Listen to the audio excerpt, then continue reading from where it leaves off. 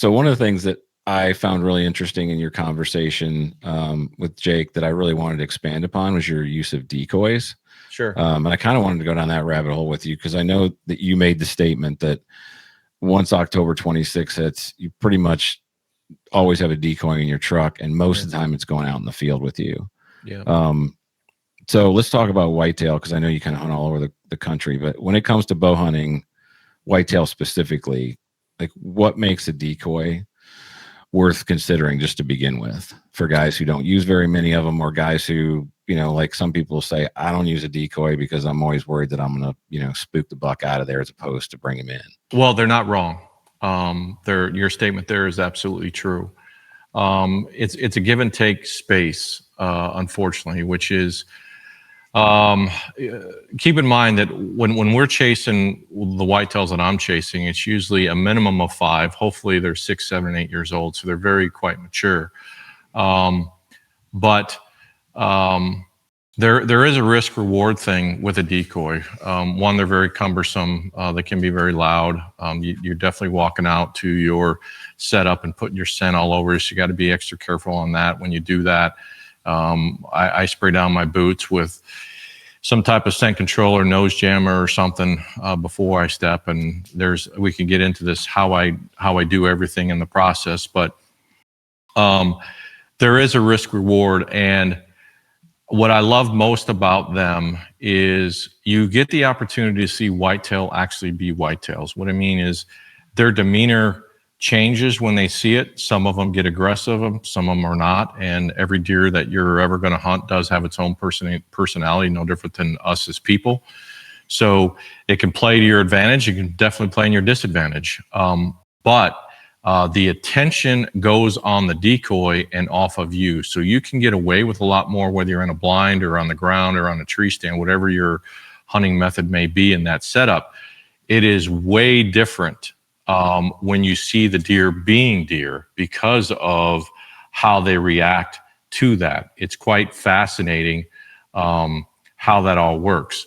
But I love it because it slows the game down. We use it a lot for new hunters as well, youth hunters. We just had a veteran, was it last year, Chris, a Marine Corps vet, and it was his first time in the Midwest. And so he was very nervous. And, you know, those type of situations, when a deer is on the plot, they completely change their demeanor and they really investigate or slow down and take their time instead of buzzing through more often than not. And so it slows the game down in general. So that's a huge thing too. But it can work against you. Last fall, I had one coming in on an absolute string. He was coming in, then unfortunately at the exact same time, and you can see this all on YouTube with on my 8-point, my largest 8-point ever shot in Missouri is, I think, is the YouTube title. We had one coming in on a string, a big wide 8, and then the target buck, the reason why I was there, started coming in off my left shoulder, and it froze him. They both froze, and everything was a stalemate, and they didn't know what to do because now there's 3 of them instead of 2 of them.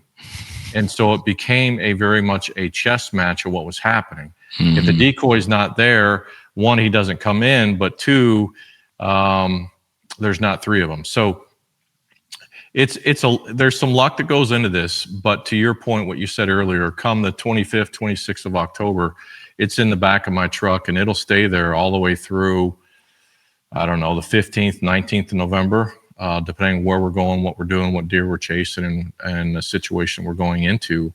But we use it almost every single day. And I love it. I think it's super cool to watch deer be deer and how they interact with themselves. But there are times that I wish I didn't have it. But, you know, I would say we've definitely won more than we've lost. And I've tried buck decoy over a doe decoy.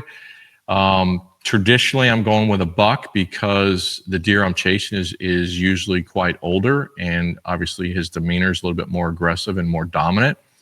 The younger bucks sometimes will attack it, sometimes not. I haven't had a whole lot of luck with doe decoys on the older, mature stuff. That was going to be you actually read my mind on the question was, do you use a doe decoy ever? And if you do, when? Like, what tells you, okay, let's try the doe decoy versus the buck decoy this time? The only time I've switched them up is when I've had the deer that I'm chasing come out and didn't react to it. And if I have the right wind, I may go in with a doe decoy, hoping he may come back the next day or the following day and see if that changes with his demeanor. Sometimes that has worked and sometimes it hasn't. What I will say is there is a deer we called Major League, and he was 7 years old at the time. Through his whole life of us chasing him, he never broke a tine in all of the trail pictures that we had or any of those. And so I knew that he was not a fighter. He didn't want anything to do with other deer. So when we chased him, we always used a doe decoy because I knew that if he saw it, he wouldn't come in anyway. And so some of the demeanor of the deer or the deer that I'm chasing will dictate whether I'm taking a buck or a doe. Okay, that makes sense. So you referred to it a minute ago, but I think this is a good place to just ask you to dive into it. Is A, can you talk about the kind of decoy that you use, and then B, can you talk about like your total prep around it? Because I've heard, some people leave their decoys out year round outside, exposed to the elements. Some people spray them. Some people put scent on them. What do you do with them in terms of from the time you get one? What are you using, and how do you prep it to the point where you get it in the field? We just basically buy a Flambeau Boss decoy. It's light. It's very realistic. They're fairly inexpensive compared to the other ones on the market.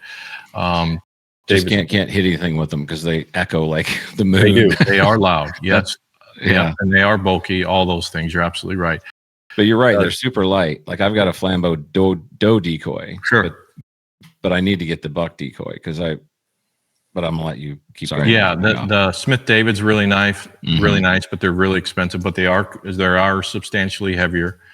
So when we get them, we just let them sit outside for days, just sit on the side of the house and take on the natural environment. But when I go set one up, if I'm in a tree stand or blind or ground level, whatever it is, I go dead center of where I'm going to be sitting, and I walk in front of the blind. I spray my boots down with nose jammer, and then I go straight out, and I set it based on the terrain that I'm sitting. So I look at, typically there's 2 to 3 or 4 different entries and exits that I know the deer are going to come from.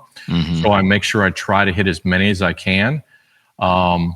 And turn it to a 45, having the deer pointing towards us at a 45, quartering to, because if the deer comes in to you, hopefully he's going to address the deer head on, which will then put him quartering away. Lately, the last few years, they've been coming to the rear end of them and giving us cheap shots. So now I'm second guessing, do I do them broadside or not? Because lately they all been coming to the rear, and I think that's just because they're trying to scent check them. But then when I get everything set up, I spray my boots again while I'm standing out there, and then walk the same line I walk back dead middle. Because if that deer gets in front of that decoy, he's probably going to catch my track, but I know where I walked, and I don't want to do 2 scent trails. I only want 1, so that I know that it's going to be roughly dead middle. And if I don't get him killed by then, it may be a situation that may not have a good outcome.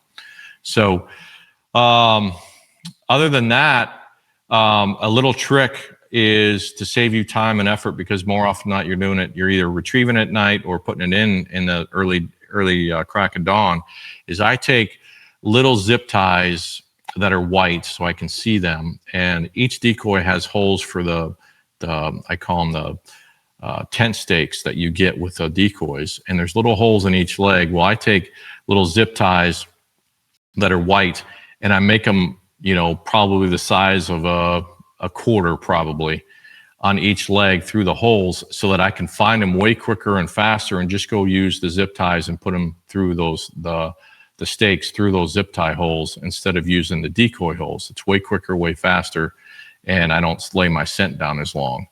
So you are staking it down though? I am. Yep. Due to wind, if they get brushed a little bit or hit, they don't tip over. But yeah, I definitely do that for sure. I don't think those Flambos come with stakes, right? You have to go. I've bought just those little aluminum tin stakes with hooks on them, and then I do the zip ties in the holes that are in the legs to make them bigger and way easier to find. That makes sense. It's been working wonderful. Okay, good. So between the 26th and the 10th, 15th, whatever, what makes you not take one out? If we're going to the woods, if we're going to go deep timber, I'm not going to take it. If I'm 99% of the time, if I'm going during that period of time and I'm going to a food plot setup or a CRP or a transition or something that's open, that's non-timber, it would be hard pressed for me not to be taking it. Very hard pressed. That was going to be my next question. So you don't use them in the timber at all? I tried it once just to try it, and it's too loud getting in and out. Getting in and out. It's just so loud. It's impossible because I did it in the morning, and you just can't see the branches above you, too far from your headlamp. And so it was just a nightmare. And I thought, well, shoot, if I do it in the afternoon, I could see, but going out, I'm going to be just as loud. So I did it once and I never done. Not saying you couldn't do it or you can't get away with it. I've just never done it. But what I will say too is when you're doing decoys, deer like to see things on their terms. Like if all of a sudden you're really tight, and I failed to mention, I like to have my decoy plus or minus 18 to 22 yards for my setup. And here's the reason why, which is there is a lot of times where a buck will come in and he'll hang up anywhere from 10 to 15 yards away from that decoy and really try to understand what's happening and get what's going on. And when you do that, if it's at, call it 20 yards and he hangs up 10 or 12, he's still inside a bow range, and if he's at 15, he's at 35. If you set the decoy up at 30, now he hangs up at 10 or 15, he's 40 to 45 away. And so once in a while, they will cut between you and your setup. Once in a while, but more often than not, they will stay left or right or on the backside. It's not that often they will cut between, but I do like to have that 18 to 22. So if they do want to come through, there's enough room for them to feel comfortable. So you said most of the time you're using them on a food plot, or do you ever use them? Field. Yeah. Do you ever, so in an open field, how far out, like you're basing it completely off of where your setup is, right? Yeah. It's always going to be 18 to 22 yards. Okay. Gotcha. Have you ever set one up like in a transition area? Like let's say there's a transition area between two pieces of timber that might be, 50, 60 yards wide, but it's open field. Like you sure could. Yeah. I wouldn't do it where it's really tight and dense because they don't like to be startled. They like to see, stuff. If they come up on them really abruptly and quick, it'll scare them and spook them and they'll bolt away 50, 100 yards away. That's why I like using them in open scenarios because when they come out, it's on their terms and they get to see the deer, I guess, so-called first instead of them being startled. I've had the startle situation and never ends well. That makes sense. So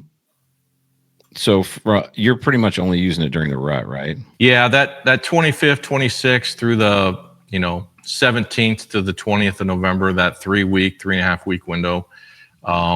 That's when I use it. Post that, I don't. I put it away.